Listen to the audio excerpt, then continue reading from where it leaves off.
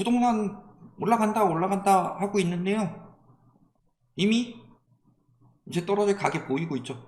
서울 거래량 지금 7월 말까지 돼가고 있는데 아직 청건도 안 나오고 있고, 그러니까 거래량이 뭐 살아났다 하는데 계속 이 모양 이 꼴인 거예요. 그리고 매물은 계속 쌓이고 있죠. 매물은 4만 건대에서 4만 건을 중심으로 안팎으로 왔다 갔다 하던 게 이미 거의 6만 건대 후반까지 올라왔고, 그런 거 보면요, 지금 이렇게 부추겨가지고 이 시기에 팔고 싶은 사람들은 많은데 부추기고 있으니까 가격은 낮추지 못하는. 왜?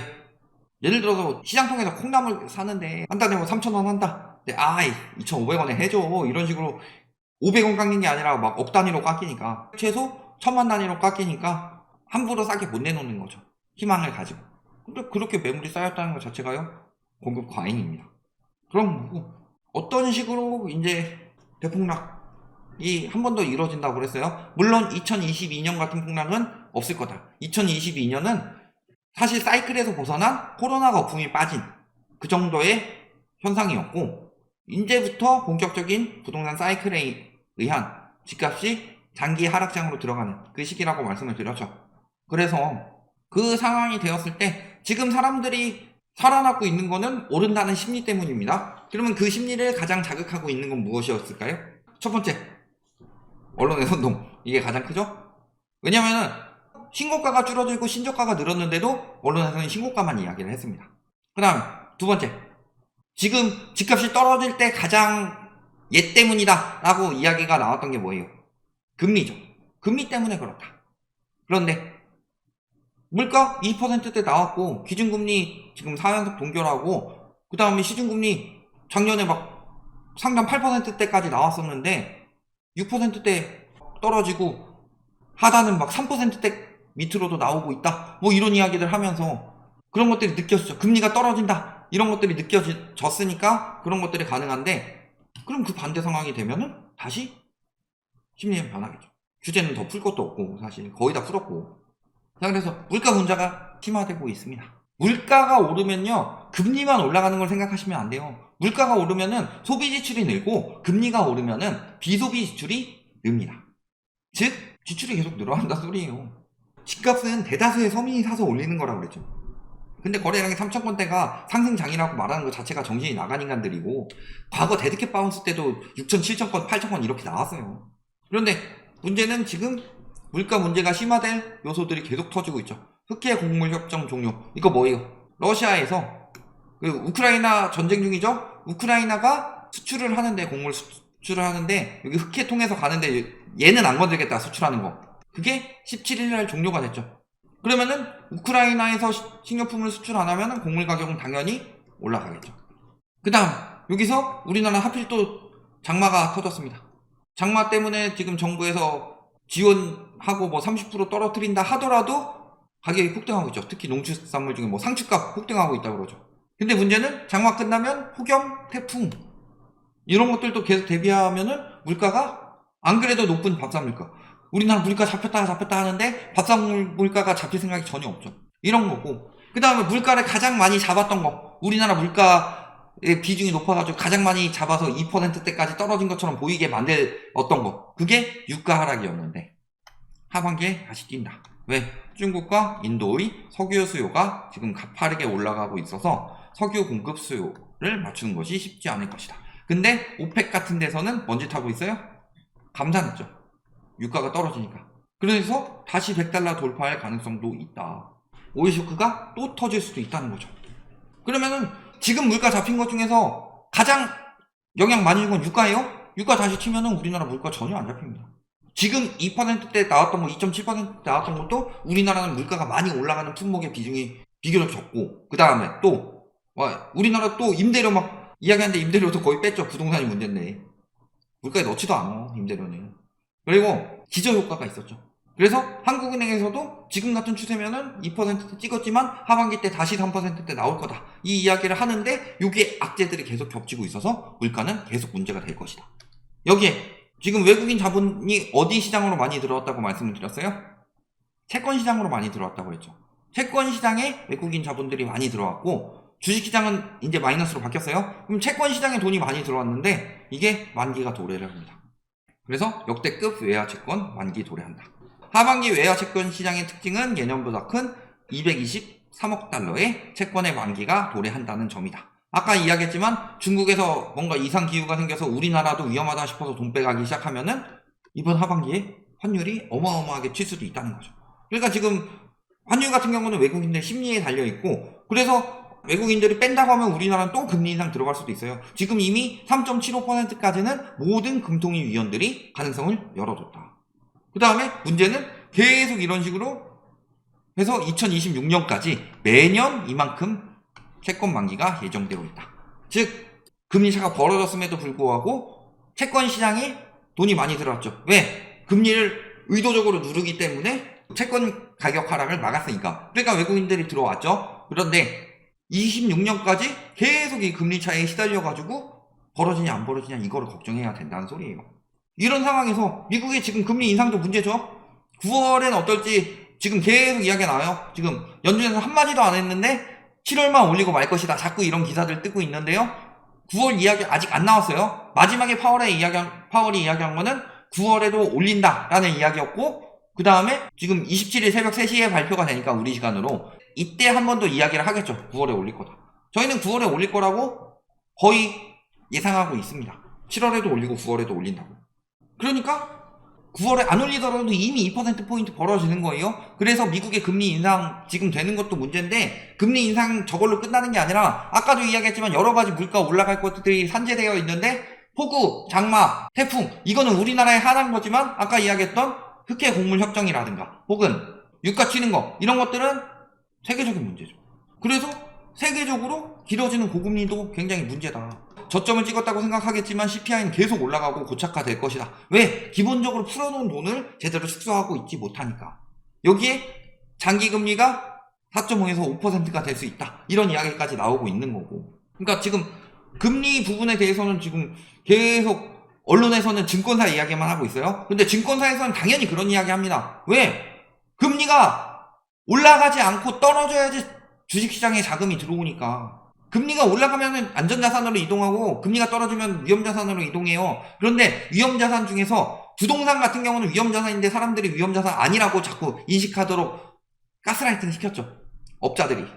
그리고 코인 같은 경우는 지금 굉장한 위험자산이지만 이거는 시장이 형성된 지, 자본주의의 길이에 비해서 시장이 형성된 지 길지 않다. 근데 주식시장 같은 경우는 굉장히 오랜 기간 형성이 됐잖아요. 그 사람들이 증권사에서 계속 똑같은 걸 이어받아서 일하고 있고, 이 사람들은 뭐라고 하겠어.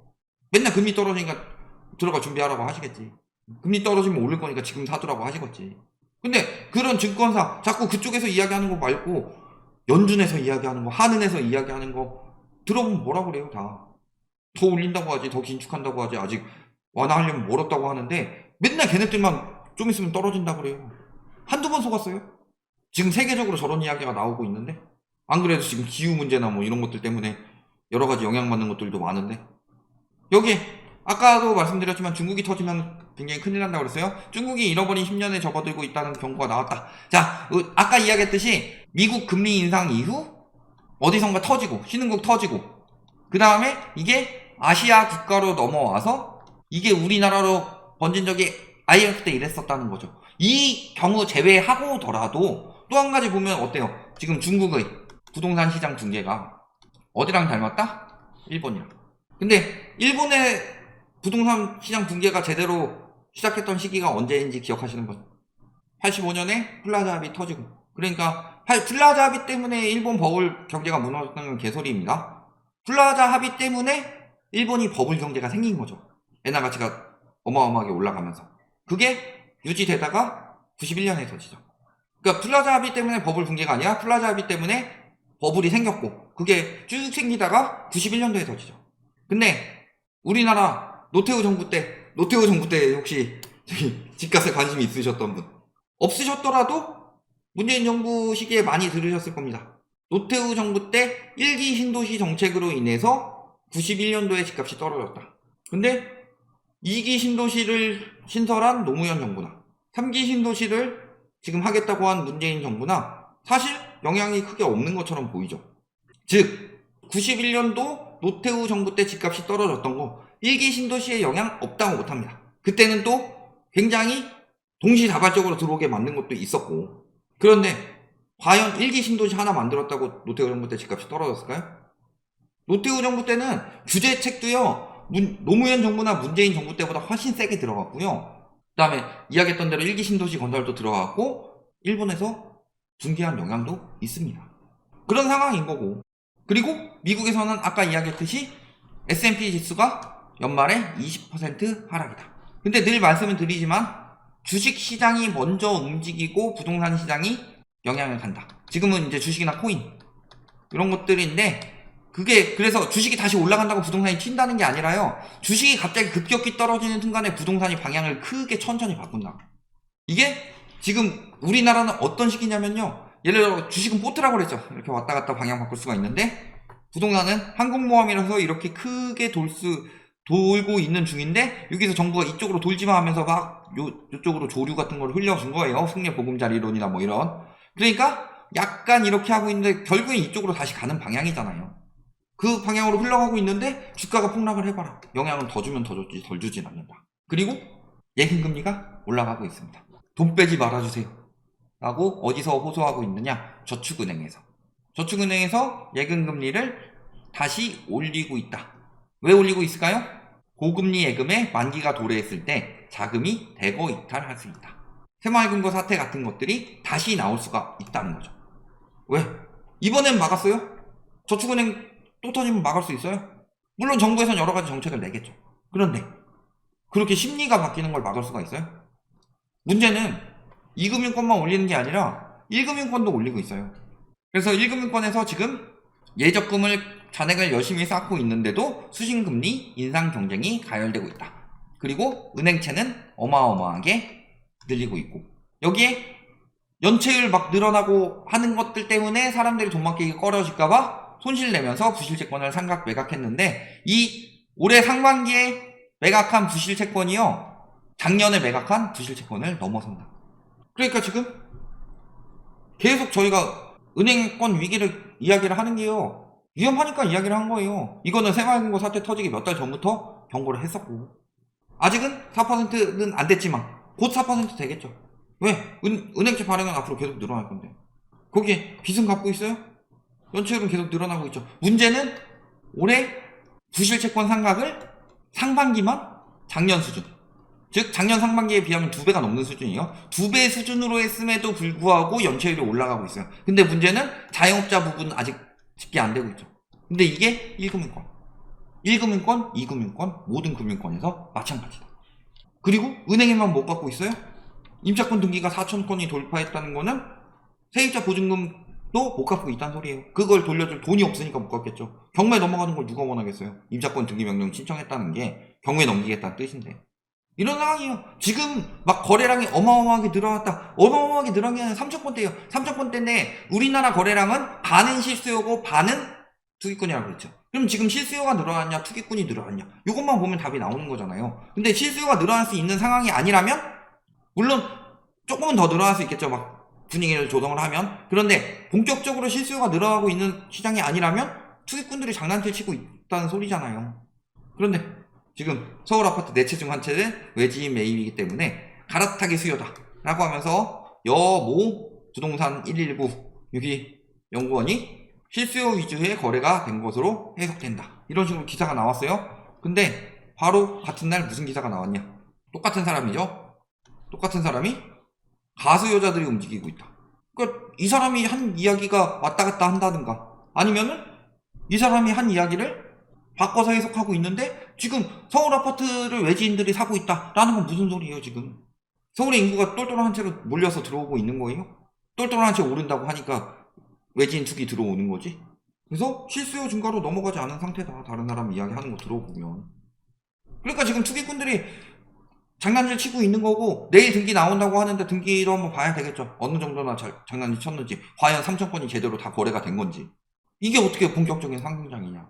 지금 모든 게 다 꺾이고 있는데, 거래량도 이제 꺾일 거예요. 거래량도 이미 꺾였어요. 7월부터 꺾일 거예요. 한다 하고 말장난만 하고 있는데 KB에서는 아직도 계속 하락이에요. KB 지표를 왜 자꾸 안 쓰는데, 옛날에 문재인 정부 때는 KB 지표만 쓰라고 하더니. 이런 것들이 다 나오고 있어요. 방향이 지금 윤곽이 나왔다.